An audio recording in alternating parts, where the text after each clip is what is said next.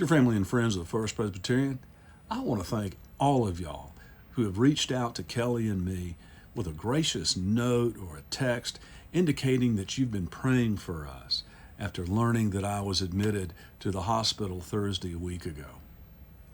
I want to let you know that I'm feeling stronger each day, and I'm working on a plan of self-care to maintain my health, and your prayers have made all the difference in the world.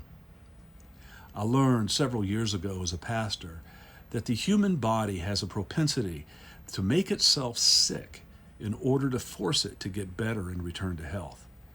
Now, what that meant for me was that for the last month or so, I've been experiencing tightness and pressure in my chest, and I've been blowing it off as nothing. The discomfort became so intense, however, that I was going to just not even worry about it until I spoke with my daughter, who's an acute care nurse practitioner at the University of Washington. She told me quite emphatically, "Dad, quit being such a guy and go to the hospital emergency room now." I did. And I was promptly admitted for a battery of tests on my heart. Now, with every story, there is both good news and bad news. The good news is that after extensive testing, my heart is strong and sound. There was no heart attack, and neither are there any blockages in my arteries.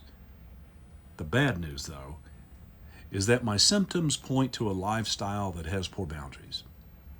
My discomfort is a result of my body's stress response for attempting to take everything in and not allow myself adequate outlets for self-care and exercise.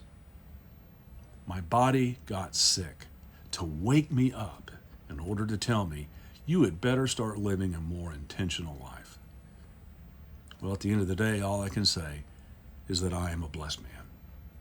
I'm learning about what items really do need to make it onto my worry list, and which items and complaints and projects can be placed in other categories.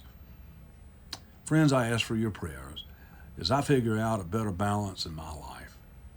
I have a new treadmill I already dislike, and it looms in my den, so I have to stare at it when I'm at home. I swear the thing mocks me. My advice to you other guys who are reluctant when you feel pain is that if you're not feeling right, go get it checked out. Don't be a guy. You just don't know what it is, and it's better to be safe than sorry. I am so grateful for Pastors Nick and for Pastor Pam for stepping in the gap, allowing me this time to kind of step back and figure out new daily, weekly rhythms in my life and my schedule.